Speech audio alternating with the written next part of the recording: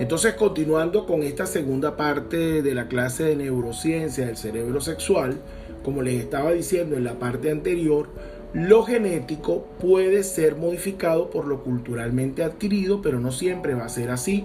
Y a veces los impulsos genéticos están por encima de los valores adquiridos, ¿no? Entonces hablábamos un poquito de lo que es la epigenética sobre la genética, cómo se hacen metilaciones del ADN y cómo se puede inactivar el ADN, se puede modificar, se puede mutar y pueden haber cambios. Y estos cambios van a traer como consecuencia cambios en los de comportamientos a conducta y por supuesto en las interacciones sociales. Les decía que los cerebros masculinos y femeninos van a responder también diferencialmente al estrés. Recuérdense que son distintos. Usualmente el cerebro masculino pertenece a un hombre y el cerebro femenino a una mujer. Esto por lo menos en el 90% de los casos. Pero ¿qué va a pasar?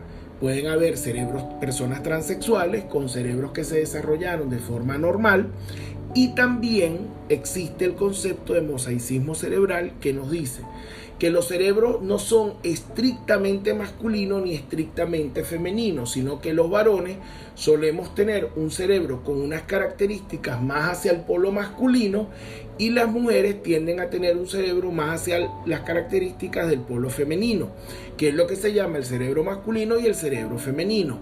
Eso explica la presencia de las mixturas, es decir, hombres que se comportan no en cuanto a orientación y a parte sexual y a rol sexual. Les aclaro para los que no son sexólogos o los que están comenzando los estudios de la escuela, pero hombres que son muy femeninos, son muy del hogar, son emocionales, son dóciles. Entonces la mujer es la que sale y pelea por ellos, es la que se enfrenta a las situaciones, la que echa para adelante, y el tipo es el que se queda en la casa cuidando a los niños. Hay personas así. O hay mujeres que evidentemente, hay mujeres por ejemplo militares o karatecas o deportistas que tienen unos niveles de agresividad, defensa del territorio, que usted dice, este es más macho que un varón. Y no tiene que ver ni con el sexo, ni con la identidad de género, ni con el rol de género, no se confundan. Tiene que ver con la predisposición a tener ciertas zonas del cerebro activo que tienen que ver con el desafío de la autoridad, la defensa del territorio, las conductas agresivas. Inclusive se pueden comportar también así en lo sexual.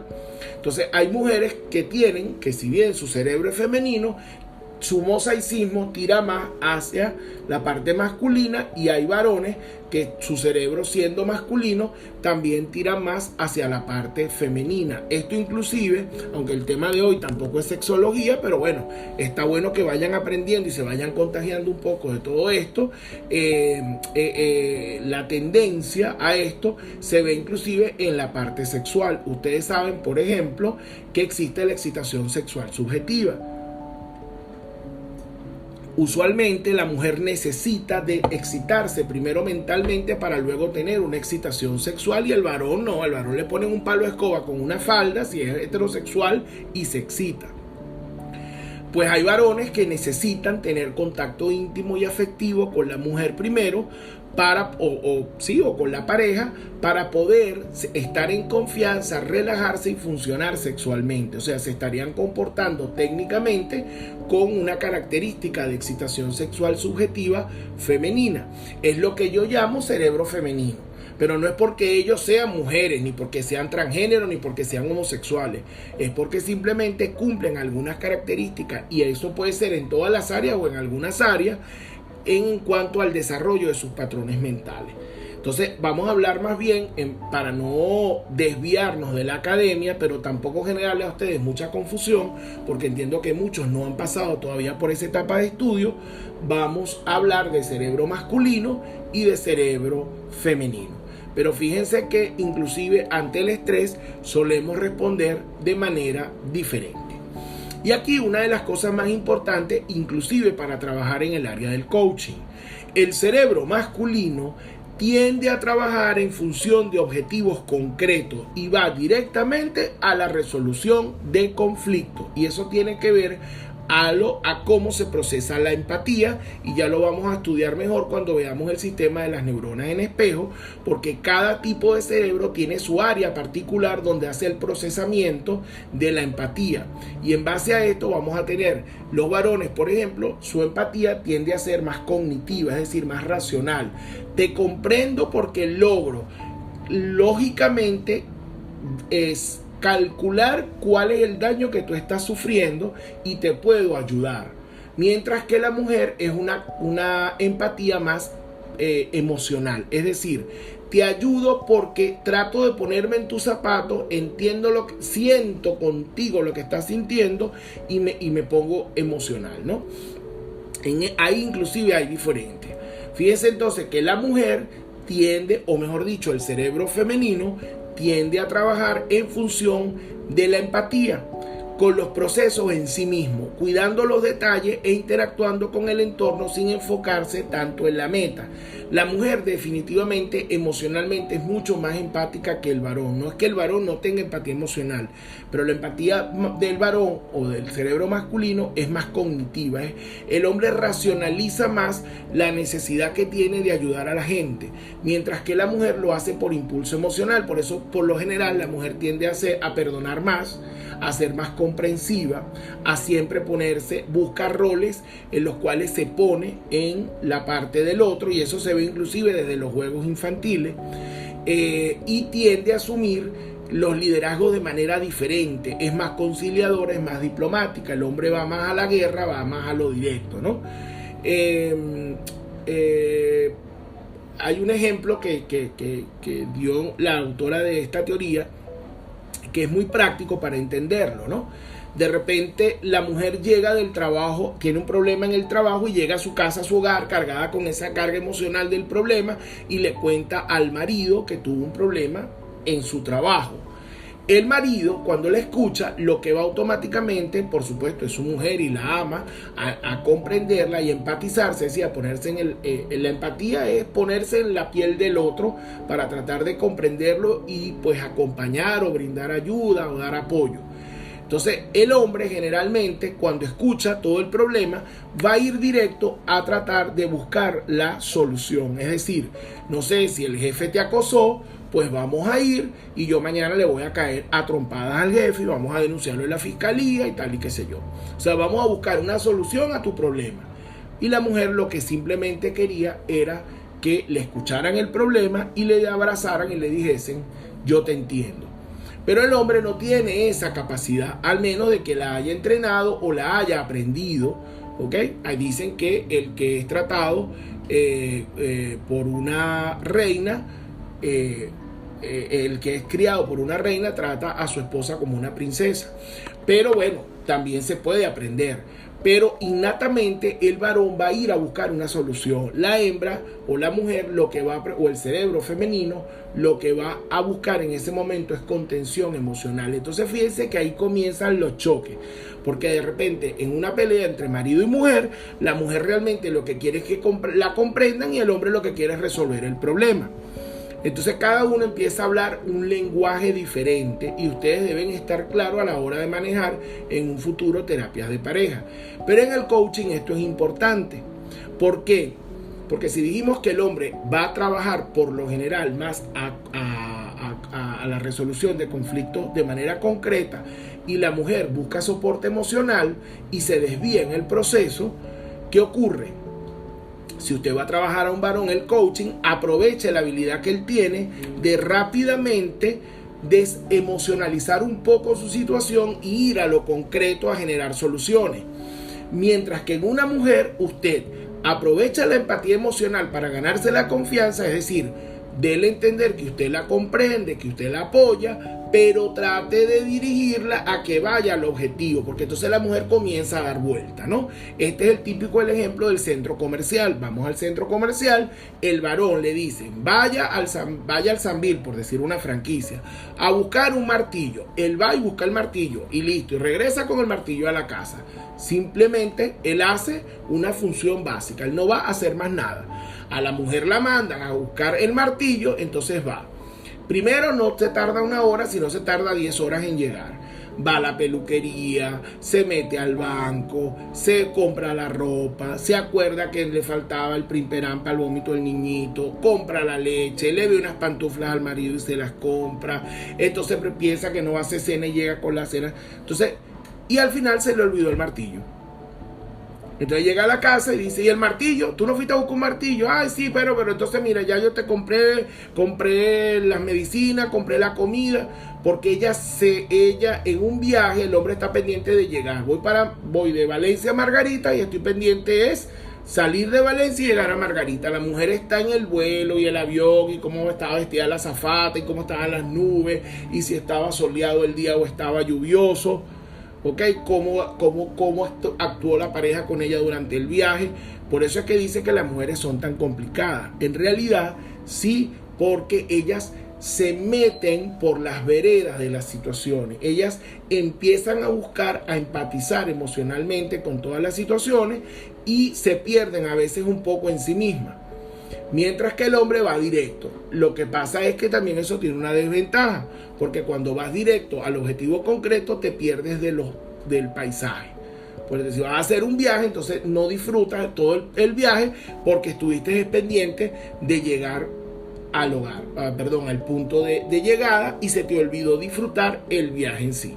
Entonces fíjense que a pesar de que son conductas opuestas, no son rivales, son conductas complementarias. Entonces la mujer hace que el viaje sea más entretenido y trata de que el hombre concientice que tiene que disfrutar el viaje, y el hombre a su vez es el que hace que lleguen al sitio, porque si es por la mujer, si van para Margarita, terminan en Mérida. Esto es un regionalismo. Pero, por ejemplo, si ibas de Chile a Nueva York, terminan en California, ¿no? En la otra costa de los Estados Unidos. La empatía, que es la capacidad que nosotros tenemos de ponernos en los zapatos del otro, reconocerlo. Ahí está lo de la teoría de la mente, que somos capaces de reconocer al otro como un ser humano y entender que tiene sentimientos y es como nosotros. Entonces la empatía del cerebro femenina tiende a ser más emocional y se procesa en todo el sistema de neuronas especulares.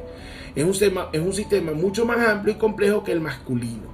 Las mujeres, el sistema de neuronas especulares tiene varias distribuciones en el cerebro, pero específicamente para procesar la empatía, en el caso de la mujer ocupa prácticamente toda la corteza prefrontal, ¿no? que todo lo que está, la masa encefálica detrás de la frente. Mientras que en el varón están en las uniones temporoparietales. Más o menos, para los que no son médicos, sería la zona más o menos por encima de la parte más alta de los pabellones auriculares. ¿Qué pasa? En las uniones temporoparietales se procesa la empatía cognitiva, es decir, esa que se hace mediante la racionalización. Por ejemplo, un hombre ve que hay un hombre que le está pegando a una mujer.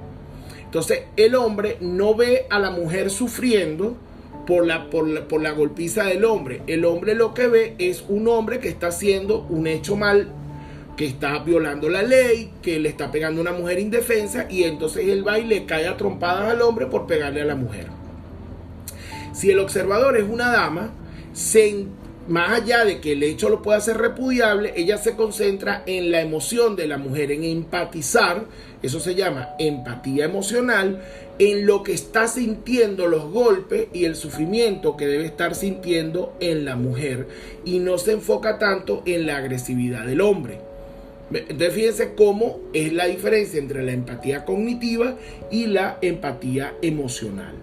¿Los hombres tienen empatía emocional? Claro que sí. De hecho, pasa primero por la empatía, por el sistema frontal, pero inmediatamente se va a el área temporoparietal y se procesa en la parte cognitiva. Con la edad, cuando maduramos y nuestras hormonas caen, recuérdense que a partir de los 26 todos comenzamos a envejecer, excepto el cerebro, que madura hasta los 30. Pero hormonalmente empezamos a perder 1% anual de testosterona. De manera que cuando tenemos 30 años más, ya tenemos 50 años, por ejemplo, o 55 años, ya tenemos una tercera parte menos de la testosterona con la que arrancamos la vida. El hombre, al bajar sus niveles de testosterona, sus estrógenos aumentan y aumenta su oxitocina. Su cerebro se vuelve más femenino y se vuelve más dócil. Entonces, el mismo hombre, a través de procesos educativos o cosas en la vida, puede cambiar las huellas cerebrales o inclusive en su ritmo biológico, y sí tiene empatía emocional. Lo que pasa es que no la ejerce tanto, a menos de que alguna circunstancia lo lleve a ello. Igual con la mujer también sabe tener empatía cognitiva, solamente que la usa menos, al menos de que lo entrene, o al menos de que su cerebro sea un mosaicismo un poco más hacia el centro, o al menos de que alguna situación la obligue a ella a pensar o a empatizar desde el punto de vista cognitivo. Y esto era lo que les decía, los cerebros masculinos suelen volverse más empáticos fisiológicamente durante el embarazo de la pareja, y a esto se le llama el síndrome de la cobada. En la guía tienen una infografía muy buena donde da todo el síndrome de la cobada de manera gráfica, porque eso ha ido evolucionando. Hoy en día se empezó estudiando antropológicamente en sociedades matriarcales, donde por ejemplo a los varones se les hacía sufrir los mismos dolores del parto a la mujer. Inclusive le ataban los testículos con una cuerda, y la mujer cada vez que tenía una contracción jalaba la cuerda para que el hombre sintiera el mismo dolor, ¿no? Estamos hablando de para que empatizara con el dolor del sufrimiento del hijo. Pero estamos hablando de culturas matriarcales y primitivas, aunque no sé si todavía se practique por allí en algunas culturas quizás orientales. Lo cierto es que hoy en día sí sigue ocurriendo el síndrome de la cobada. De hecho, los alumnos más antiguos de la escuela deben recordar cuando hablábamos por allá de deseo sexual hace en 1800 y tanto, que yo les hablé del caso de un varón que estaba más enamorado que nunca de su mujer, y eso le había hecho perder el apetito sexual. Claro, porque estaba impregnado de prolactina y estaba impregnado de prolactina y de que es contrarreguladora, y de vasopresina, que es la hormona del afecto, y oxitocina, que es la del amor, y entonces él se sentía tan pleno que había bajado sus índices de sexualidad, porque bajaba su testosterona, que era el motor impulsivo, ¿no? Lo que le daba el deseo sexual impulsivo. Entonces solamente cuando él hizo el proceso de comprensión y haciendo la terapia con la pareja, pudimos llegar que él lo que estaba haciendo era un síndrome de cobada. Y él logró entender, inclusive eso se midió en el laboratorio, sus niveles de testosterona estaban relativamente bajos. Entonces lo que hicimos fue trabajar por otra vía, despertar un poco el morbo para empezar a producir más óxido nítrico y más testosterona y compensar. Entonces dan a veces como que esas señales equívocas, y suelen pasar a veces cuando la mujer está embarazada y ya da luz. Entonces el varón se vuelve menos sexual, y a veces la mujer lo interpreta como que es que ya no es deseable, porque como está embarazada, recién parida, el marido no la quiere, y es que el marido está menos sexual porque está muy impregnado de prolactina y vasopresina y oxitocina, que son las hormonas del afecto. Entonces se están pegando tanto a la cría y al grupo familiar, que biológicamente, por reflejo antropogenético, ya no es necesario tener la testosterona tan alta, porque ya tú no tienes que salir a fecundar a ninguna hembra fuera del hogar, ¿no? Entonces a veces inclusive las mujeres, en vez de alegrarse, se terminan poniendo bravas, ¿no? Pero bueno, la idea también es que exista un balance. Y lo que les comentaba de que los cerebros masculinos suelen hacerlo, no el síndrome de cobada, sino un aumento de la empatía emocional en las edades avanzadas, y esto explica los cambios conductuales de la tercera edad. Más allá que ser papá no es igual que ser abuelo, pero es que coinciden en los tiempos. Entonces a veces ustedes ven aquellos padres severos que son los abuelos más sinvergüenzas del mundo. Entonces, bueno, sí, porque ya no tienes el mismo nivel de responsabilidad. Pero aún inclusive, si el padre estuviese ausente y el abuelo hiciese el rol de padre, o el mismo padre era severo en la juventud y con los hijos, con la senilidad, se tiende a volver más dócil y menos agresivo. A veces la gente piensa que eso tiene que ver con un tema de relación de poder, pero muchas veces a los 60, 70 años la persona está lúcida, está totalmente activa, tiene control de su finanza, tiene poder legal, puede seguir amargándole la vida a los hijos, y resulta que ya no es tan agresivo como lo pudo haber sido, tan rígido en la juventud temprana, porque precisamente se da que bajan los niveles de testosterona, y se ha visto que altos niveles de testosterona tienen que ver con la marcada agresividad, además del deseo sexual. La empatía del cerebro masculino, entonces, para ir ya cerrando ideas, tiende a ser más cognitiva, más racional, y se procesa en la zona de las uniones temporoparietales. El área preóptica medial y la zona del hipotálamo del impulso sexual está desarrollada 2 veces y media más grande en los varones que en las mujeres. ¿Okay? Hay quienes postulan que tamaño no significa, no siempre mientras más grande mejor, pero sí hay mucha correlación en el tamaño y en la actividad, inclusive en las zonas premamilares, que también tienen que ver con la defensa del territorio. Entonces se ha visto que en estas estructuras anatómicas no tienen la misma correspondencia volumétrica que tiene el sexo masculino del femenino, y se correlaciona perfectamente con por ejemplo, todos sabemos que por naturaleza el varón tiende a ser más sexual que la mujer. O sea, tiende a intentar más tener relaciones sexuales, mayor frecuencia, mayor coito. Por lo general, en ese aspecto, la mujer tiende a ser más tranquila. Eso no quiere decir, recuérdense que toda regla tiene una excepción que la confirma. Y en este caso, la explicación es que sí hay mujeres que tienen un cerebro femenino, pero con un mosaicismo más hacia el centro y comparten algunos rasgos masculinos, ¿verdad? Aquí tenemos, por ejemplo, en la escuela una que le provoca caerle a trompada a los otorrinos cuando le falta el respeto a las pacientes, ¿verdad? Que yo la llamo la $1 million baby de la escuela, porque es una mujer de fuerte carácter. Ella es totalmente femenina, pero su cerebro le gusta a veces un poquito agresivo y competitivo. Entonces, el procesamiento cerebral diferencial de la empatía en los circuitos cerebrales masculinos y femeninas explica el por qué la empatía emocional femenina se centra más en la comprensión del problema y la del varón en una empatía más cognitiva que se centra en la solución. Entonces, al suceder algo, mientras el hombre está pendiente cómo lo va a resolver, la mujer está pendiente de qué es lo que está pasando. A veces ocurre lo que se llama el famoso contagio emocional. Y entonces la mujer se pone a llorar igual que la otra persona, ¿no? Y de ahí también vienen todas las historias del histerismo y todo aquello, que sí, que la mujer es más emocional, es más voluble, es más explosiva. Inclusive hay momentos, ella hasta cambia el estado de ánimo en el periodo de la ovulación, porque va a depender de cómo esté hormonalmente. Hay un detalle, la mujer se vuelve mucho más seductora unos días antes de la ovulación. Ese día se sienten más sexuales, se sienten un poquito más sexy, o por lo menos recuérdense que siempre la mujer busca ser el centro de la atención. Es decir, mientras que el varón la persiga a ella, porque ella necesita sentirse deseada. Y el varón lo que necesita es que le dé lo suyo que desea.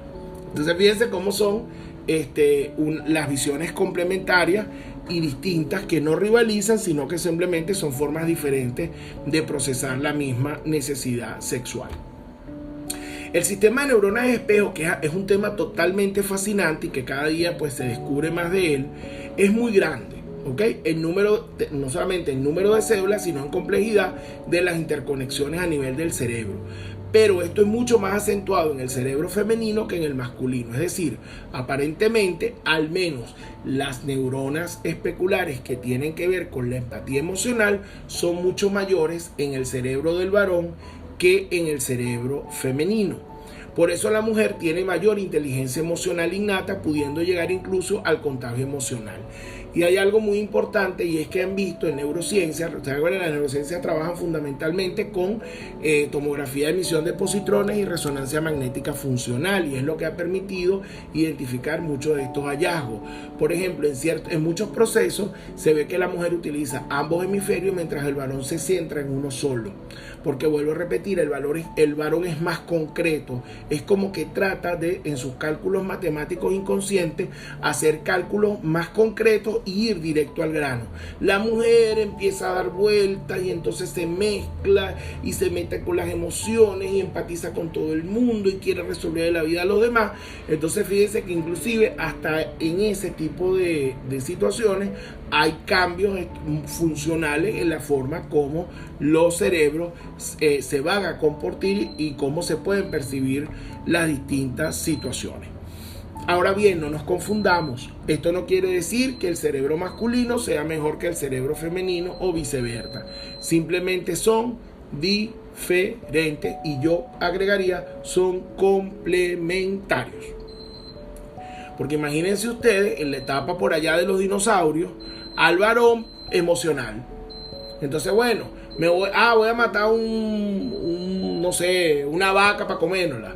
Entonces, ay, pero la vaca va a dejar huérfano a los vaquitos. Entonces mejor a los vaquitos, no sé cómo le llaman a los... Bueno, a las crías. Entonces, no, mejor yo no lo voy a matar. Antes llega a la casa, no vamos a comer hoy porque me dio lástima, ¿no? El macho iba, mataba a su vaca y le daba para la casa. Y la mujer tiene que quedarse cuidando a los hijos y comprendiendo toda la situación y todo lo que las mujeres hacen. Entonces, evidentemente, eso también contribuye. Fíjense que son sistemas complementarios. No lo veamos como sistemas rivales, sino como sistemas de carácter complementario. Entonces, en el coaching es muy importante que ustedes